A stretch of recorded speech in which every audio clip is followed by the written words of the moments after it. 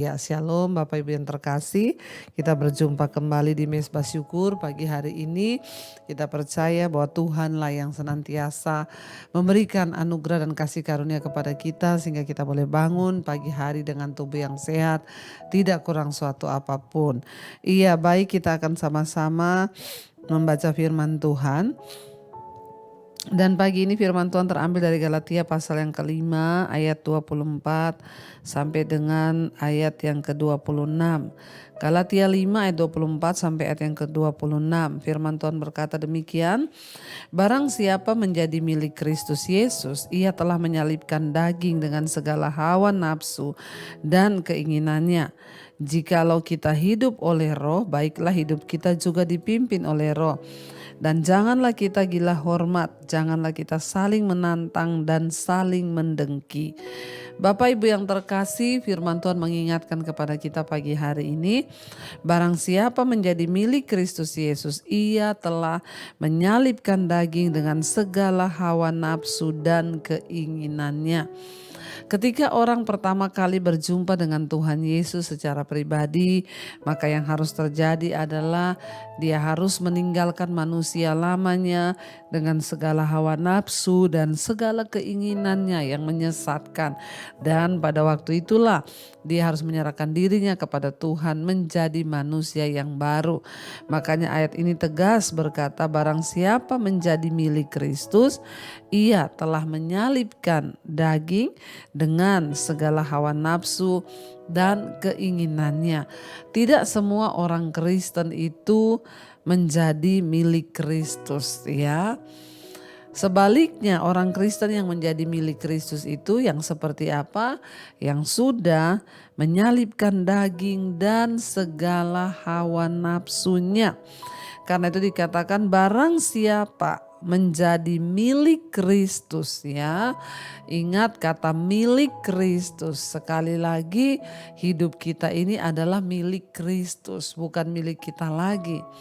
Banyak orang Kristen tidak memahami, saudara, bahwa ketika dia menyebut dirinya pengikut Kristus, maka dia harus menjadi milik Kristus. Dan orang yang menjadi milik Kristus itu tandanya apa? Dia tidak lagi hidup menuruti hawa nafsu, menuruti keinginan dirinya sendiri. Ya, karena itu barang siapa menjadi milik Kristus, ia telah menyalibkan daging dengan segala hawa nafsu dan keinginannya. Kalau dikatakan dia telah menyalibkan daging, berarti siapa yang menyalibkan, saudara? Ya, kita loh, dikatakan orang yang menjadi milik Kristus Yesus itu ia telah menyalibkan. Ya, kita yang harus menyalibkan daging kita. Ya, bukan ya dari orang lain atau dari Tuhan, tapi dari kita yang dengan sadar menyerahkan hidup kepada Tuhan dan meminta Tuhan, aku minta kuasa dan kekuatan supaya aku dapat menyalibkan daging ini. Artinya menyalibkan daging itu apa? Ya, daging kita tidak berkuasa lagi kepada kita, hawa nafsu kita. Kalau dulu kita orang buat jahat, kita balas jahat. Itu namanya hidup dipimpin hawa nafsu. Oh, kamu belum tahu ya, kalau kamu jahat sama saya bisa lebih jahat sama kamu. Kita sering mendengar seperti itu, saudara. Ya, aku sih kalau kamu baik ya aku baik. Kalau kamu jahat, aku lebih jahat. Nah, itu bukan perkataan orang yang menjadi milik Kristus. Karena orang yang menjadi milik Kristus, kalau orang berbuat jahat kepada dia akan berkata, ya aku kalau kamu baik, saya baik. Kalau kamu jahat, saya akan tetap baik kepadamu, saudara, ya. Dan dikatakan di sana hanya orang-orang yang menjadi milik Kristus lah yang dapat bersikap seperti itu. Tapi di dalam praktiknya banyak orang Kristen itu bukan milik Kristus, makanya mereka terus hidup dengan hawa nafsu dan dengan segala keinginan mereka sendiri. Ya, kita harus menanggalkan, menyalibkan segala keinginan kita, segala hawa nafsu yang membinasakan kita. Ini hawa nafsu bahaya, ini daging ini bahaya, keinginan diri kita itu berbahaya, saudara. Makanya harus disalibkan. Jikalau kita hidup oleh roh, baiklah hidup kita juga dipimpin oleh roh. Waktu orang menyerahkan dirinya menjadi milik Kristus, otomatis dia menjadi milik Kristus. Ya, dan ketika dia menjadi milik Kristus, ya, dia juga hidupnya sudah dipimpin oleh roh. Ya, kita hidup oleh roh, maka baiklah hidup kita ini juga dipimpin oleh roh, yaitu roh siapa? Roh Kristus, ya, Roh Kudus, Roh Allah. Dikatakan di sana, ya, kita ini hidup, ya, oleh roh, maka kita harus dipimpin juga oleh roh. Ya, kita tahu saudara bahwa buah-buah roh itu harus nyata dalam hidup kita. Ketika seseorang mengatakan bahwa dia hidup dipimpin oleh roh, tentu terlihat buah roh: kasih, sukacita, damai sejahtera, kesabaran, kebaikan, kemurahan, kelemah lembutan, penguasaan diri. Tidak ada hukum yang menentang hal-hal itu. Makanya waktu orang sudah menyalibkan dagingnya, maka buah roh akan muncul. Tapi ketika kita ini gak mau menyalibkan daging kita, ya gak mungkin kita berbuah di dalam roh kita. Makanya kita harus sungguh-sungguh berusaha, berdoa, Tuhan, aku mau menyalibkan dagingku, tolong aku Tuhan, Roh Kudus tolong aku. Jadi jangan tunggu saudara, tapi kita yang harus aktif untuk berperan menyalibkan daging kita supaya hidup kita ini dipimpin oleh roh. 26, dan janganlah kita gila hormat, janganlah kita saling menantang dan saling mendengki. Nggak usah gila hormat. Hari-hari ini banyak orang akhirnya perpecahan terjadi, pertengkaran terjadi, perkelahian terjadi, bahkan antara keluarga, kakak adik. Kenapa? Karena gila hormat. Ya, gila hormat, pengennya dihormati. Nggak usah saudara, ya, kalau orang menghormati kita, puji Tuhan. Orang juga nggak hormati, nggak apa-apa. Ya, yang penting kita ini justru mendapat pujian dari Tuhan saja.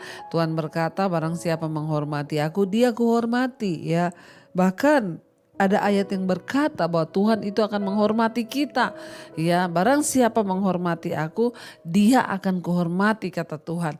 Mari kita mencari penghormatan dari Tuhan saja, bukan dari manusia. Bagaimana caranya? Ya, hormati Tuhan supaya kita ini dihormati juga.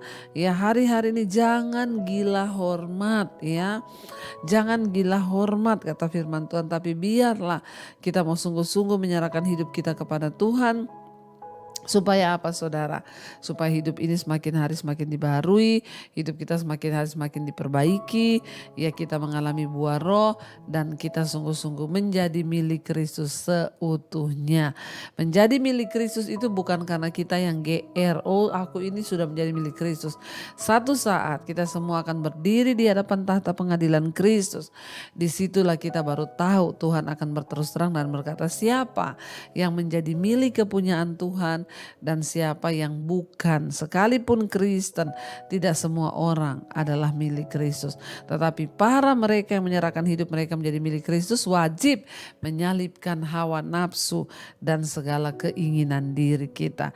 Karena itu saudara, biarlah kita terus berlomba berjuang untuk hidup dalam perkenanan Tuhan sampai pada garis akhir Tuhan mendapati kita berkenan. Mari kita mau tundukkan kepala, kita mau renungkan firman ini. Terima kasih Tuhan, kami belajar firman-Mu pagi hari ini bahwa barang siapa menjadi milik Kristus, dia harus menyalibkan segala hawa nafsu dan keinginan diri sendiri. Kami mau belajar hidup untuk Tuhan, hidup dipimpin oleh Roh Kudus-Mu Tuhan, supaya lewat hidup kami nama Tuhan boleh selalu dipermuliakan. Inilah komitmen kami pagi hari ini Tuhan. Kami bawa hanya kepada Tuhan saja. Mari katakan pujian ini saudara. Kalau ku hidup bagimu, hatiku tetap menyembahmu. Dunia tak bisa menjauhkanku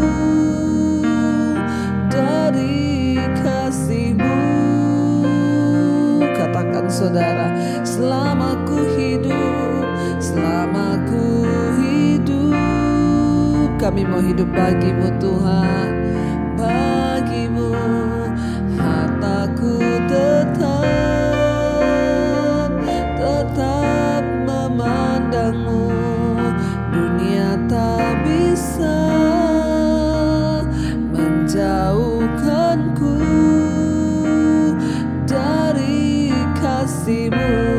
lagi saudara dengan hati. Katakan, kalau ku hidup, kalau ku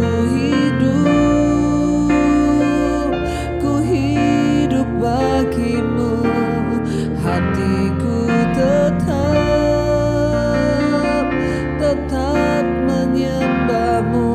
Dunia tak bisa Tuhan menjauhkanku dari kasih-Mu. Selama kami hidup Tuhan, selama ku hidup bagimu, mataku tetap memandangmu.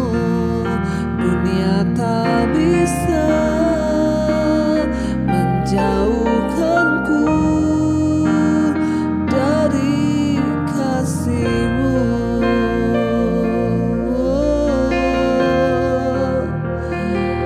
Ini hidup kami Tuhan, terima kasih Kau Tuhan yang mengasihi. Kami bersyukur Bapa, Engkau ingatkan kami pagi hari ini bahwa barang siapa menjadi milik Kristus, dia harus menyalibkan segala hawa nafsu dan keinginan diri. Ajar kami Tuhan menyalibkan segala hawa nafsu kami, nafsu marah Tuhan, nafsu kesombongan, nafsu mengejar sesuatu yang tidak wajar, nafsu yang dapat menjatuhkan kami di dalam hal-hal yang tidak berkenan kepada Tuhan, keinginan-keinginan diri kami yang tidak sesuai dengan firman Tuhan. Kami berdoa dalam nama Tuhan Yesus, kami salibkan semua itu Bapa, bahwa kami terus bertumbuh di dalam Engkau, hidup dalam kebenaran-Mu. Tuhan berkati setiap anak-anak-Mu yang mau sungguh-sungguh bertobat dan kembali kepada jalan Tuhan. Beri kami kekuatan Bapa. Berkati setiap mereka yang bekerja, kuliah, yang berusaha, yang sekolah, yang di rumah. Biarlah penyertaan Tuhan, hadirat Tuhan ada atas hidup kami. Jagai langkah hidup kami dalam kekudusan-Mu ya Bapa. Berkati Tuhan setiap anak-anak-Mu Tuhan, mereka yang setia mencari Engkau di pagi hari, ada upah yang menantikan Tuhan. Apapun pergumulan yang sedang kami hadapi Tuhan menjadi jawaban. Yang sakit Engkau sembuhkan dalam nama Yesus, yang beban berat Engkau pulihkan dalam nama Yesus. Berkati setiap anak-anak-Mu yang berulang tahun hari ini, biarlah umur panjang di tangan kanan, kekayaan hormat di tangan kiri. Berkat-berkat-Mu melimpah atas setiap mereka yang berulang tahun di dalam nama Yesus. Bapa, Engkau berkati setiap yang sakit, biar Engkau sembuhkan Bapa. Tuhan, kami berdoa Bapa, menyerahkan seluruh hidup kami ke dalam tangan Tuhan. Engkau yang lebih tahu akan hidup kami, karena itu tolong pegang tangan kami Bapa. Kami juga berdoa Tuhan untuk bangsa dan negara kami Indonesia. Tuhan berkati Indonesia, jauhkan dari segala perpecahan, kerusuhan. Kami berdoa damai sejahtera Allah turun atas bangsa kami. Berkati pemerintahan Pak Presiden Jokowi, wakil seluruh jajaran kabinet yang ada. Roh takut akan Tuhan ada dalam hidup kami. Terima kasih Bapa. Mari kita berdoa. Bapa kami saudara, Bapa kami yang dalam sorga, dikuduskanlah nama-Mu, datanglah kerajaan-Mu, jadilah kehendak-Mu di bumi seperti di sorga.